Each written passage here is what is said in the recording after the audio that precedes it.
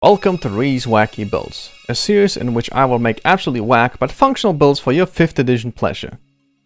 Little disclaimer, the builds presented here are made with the sole focus on combat application but might not be optimized to excel in combat. All choices that have little to no impact on combat, such as your background and secondary stats, are open for you to freely adjust. Let's say you're at a crucial moment in your campaign and that one dice roll has an immense impact on the story or the lives of you and your companions. Fear not, for I can show you how to avert any disasters with ease. I present to you the Controller of Destiny, as I like to call it. A fun-sized package of 5th edition menace that will make your DM hate you and your fellow players rally behind you. For starters, we're going to need 2 levels of Divination Wizard to get access to the important feature, which says the following. Starting at 2nd level, when you choose the school glimpse of the future, begin to press in on your awareness. When you finish a long rest, roll 2d20s and record the numbers rolls. You can replace any attack roll saving throw or ability check made by you or a creature that you can see before those foretelling rolls. You must choose to do this before the roll, and you can replace a roll in this way only once per turn. Basically, every long rest we get to roll 2d20s and save the results, which we can then safely apply to any attack roll, saving throw, or ability check made by a creature that we can see before they roll themselves. So our paladin or barbarian friend is about to smack that big bad evil guy in the face. Well, if we've happened to roll the 20, we can now freely give them a free critical hit.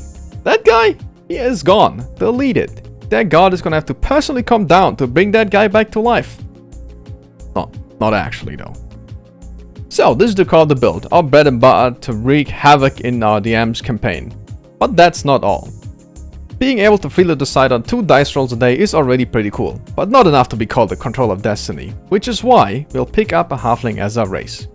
Halflings come with an amazing racial trait called Lucky, which says the following. Whenever you roll a 1 on an attack roll, ability check, or saving throw, you can reroll the dice and must use the new roll.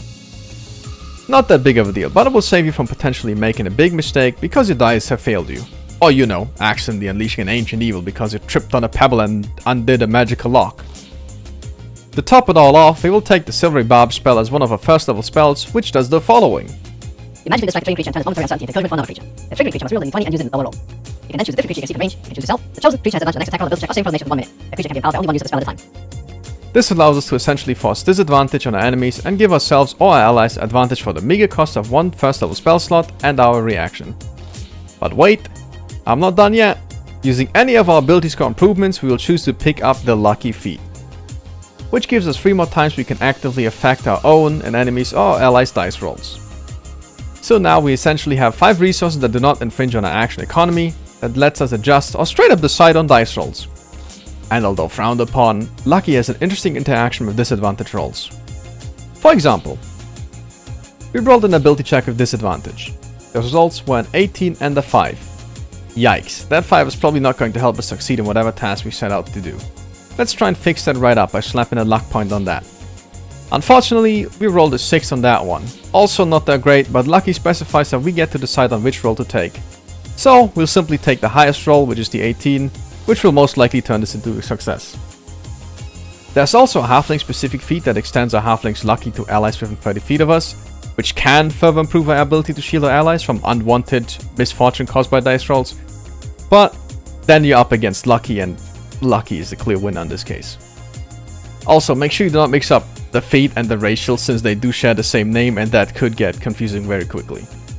So, now at the earliest, this little 4th level wizard can single-handedly avert a disastrous result simply by being present and witnessing it unfold.